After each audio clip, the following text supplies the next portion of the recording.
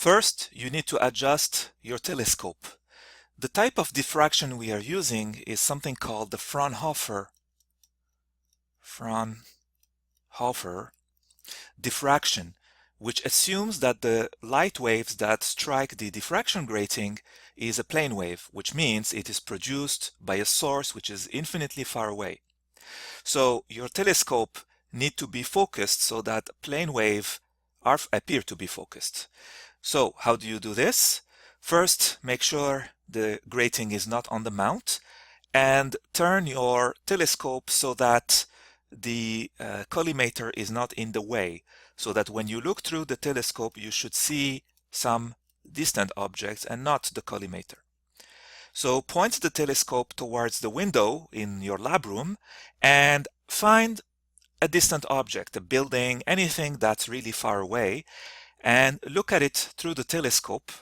You may want to slant your the base of the spectrometer. You may want to tilt your telescope upwards so you can actually face the object, and then you need to adjust the knob. So there is a knob on the right of the telescope, focus knob. You turn this until the building appears focused, and you notice everything is upside down. That's what telescopes do. Images are upside down. And so make sure the distant objects is well focused. Then you don't touch this ever again for the rest of the experiment. Now you're almost ready to start making measurements and measuring angles. So take the lamp. So you will be given the mercury lamp for the first part of the lab, which is to calibrate your diffraction grating. Turn on the lamp and place it in front of the collimator. So I would say about 1 or 2 centimeters should do it. And initially close the slit. So the slit should be closed, and then you're gradually going to open the slit until you find the right size for you.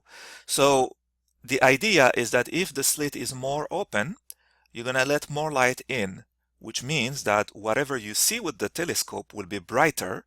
On the other hand, your light will be more, your lines, your different wavelengths will look more wide, less precise, and therefore more difficult to measure the angles.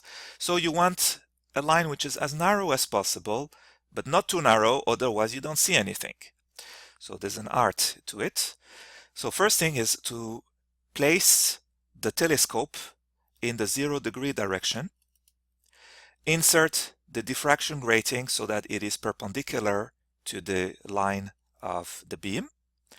And look through the telescope. You should see a white-blue vertical line, which is essentially the light from the lamp entering the collimator, going through and not being deviated. That's the zeroth order. So your line will probably appear thick and blurry at this point.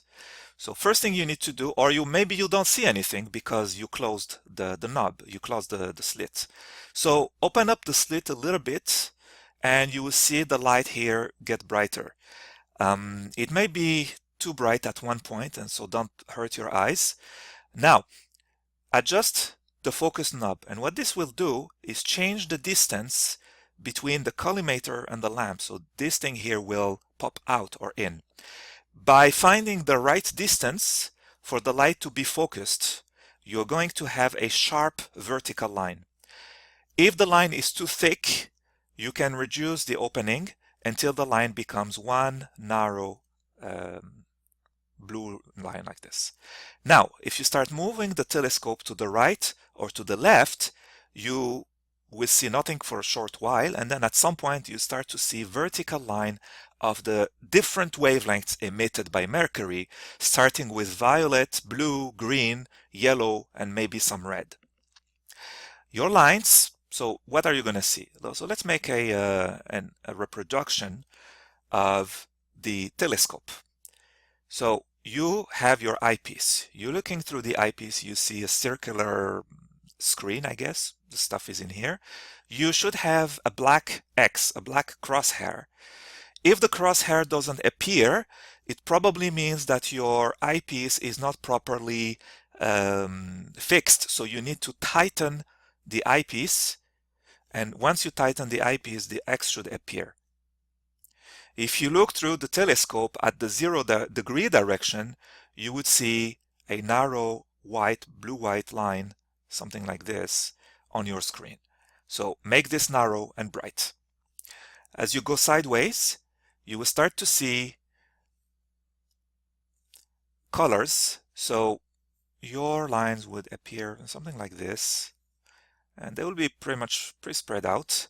And now, if you try to measure the angle of one of these wavelengths, you will simply place it, center it with your X, with your crosshair, and then you would read the angle on the vernier scale.